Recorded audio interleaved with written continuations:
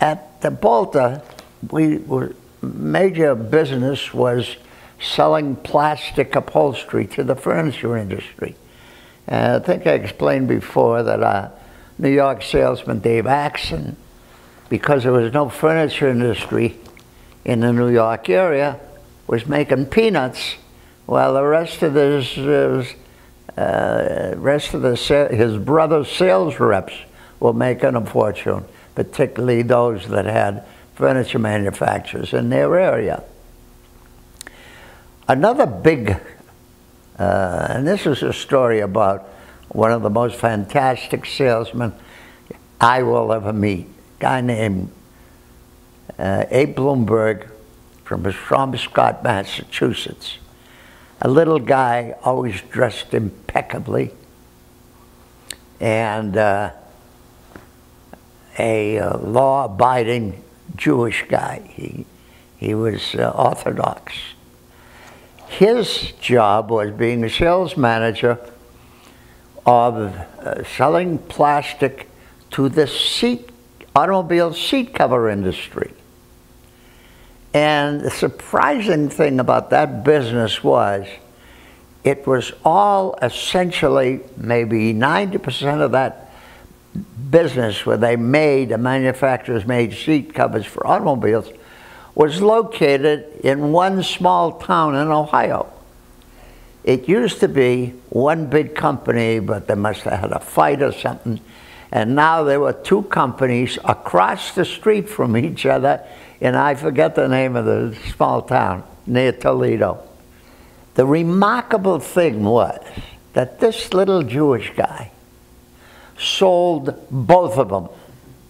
One week he would go out there and entertain and call on one of the companies on one side of the street, and the next week he'd spend a whole week. A little side story is, one day it was Erev Rosh Hashanah, the day before Rosh Hashanah, and I had a very clever secretary. Abe comes in dressed impeccably in his hat and his overcoat to wish both of us a Happy New Year. And it's about 2 o'clock in the afternoon. He lived a half hour down the road. So after he leaves, my secretary says to me, "Where's he going?" I says, "Well, it's the holiday tonight," and he's leaving because of that. And she says, "Where's he live, in Israel?" Okay, anyhow, Abe is selling both these guys. Now, Detroit takes a look around and they see that everybody is putting plastic on their fabric seat covers. So somebody got the idea is, let's make our cars available in plastic as original equipment. And very shortly, it made so much sense that very shortly, nobody was buying plastic seat covers. And Abe Bloomberg's business went down the drain. Well, by now, he was earning a pretty good salary because of the volume of that business that he was selling. And all of a sudden, he's got this big salary, but no sales. So what does Abe do? He gets a piece of black leather-like plastic that we made, goes into Boston to the garment industry, finds a leather jacket manufacturer, and says, "Can you make up a jacket out of this crap?" The guy looks at it and says, "Yeah, let me try." Makes up a jacket in our black plastic, and for 2 feet away, you can't tell it from leather. And he can sell a jacket for $19.95 or $29.95 instead of $89 or $99. All of a sudden, Abe is selling to the garment industry in Boston. He further goes into the garment industry in New York and sells them on making women's and children's coats out of our colored plastic with the same leather-like. So they were like raincoats, but they could be sold for $19.95. All of a sudden, we are selling so much to the garment industry, and Dave Axon, the sales rep in New York area, starts getting rich because his commissions are just growing day by day. Well, we were a business attuned to the cycle of the furniture industry, which is a 6-week cycle. If you went in a furniture store and ordered a sofa, they'd tell you 6 weeks delivery. That was the cycle of the business. If our salesman went in to take an order for rolls of plastic for the business, they expected not 6 weeks, but they didn't expect anything less than 2, 3, 4 weeks.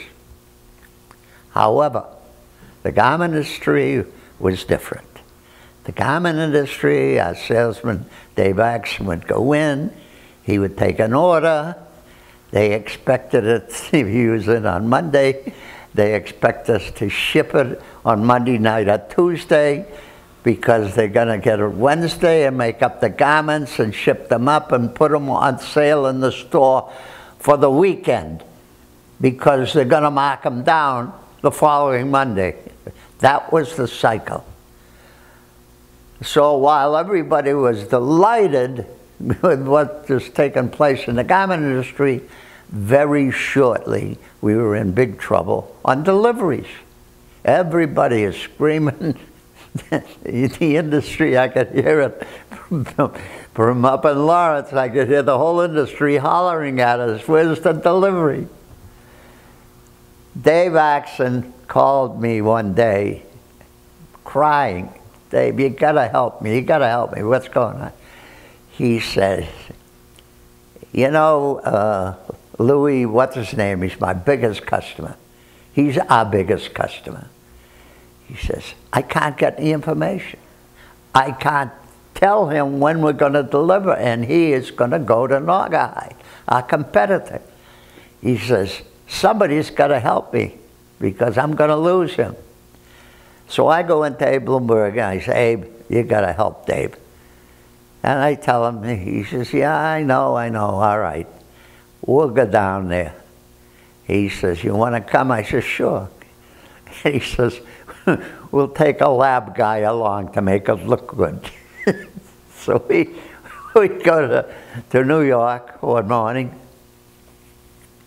and we get to 38th Street factory and walk to a back office through the women's sewing and the machinery going clattering. He's got a corner office with a broken wall in the back of him. And Louis is sitting there. Dave Axon is on the phone beside him to our plant trying to get a date, a delivery date for this guy. And we start a pitch. And first, Abe, the sales manager, starts giving the story that, "Look, we went along with you, we gave you credit so you could pay your bills so when you were in tough shape," and then he turns it over to me. My job was to sell him on the fact that Bolta was a nationally known name, and when that woman sees the Bolta tag hanging on that coat, she knows it's just not plain plastic. That's Bolta, because it's advertised in the pages of Ladies' Home Journal and Parents Magazine, and blah, blah, blah. That was my pitch. And then after that we introduced the lab guy. Well, he's talking, a door opens, and a guy in a cutter's apron hollers in, "Hey, Louis!" And he says, "What do you want, Sam?" He says, "The oilcloth just came in." And that put me right down under the desk. So that was the kind of story we had with Dave Axon and the garment industry.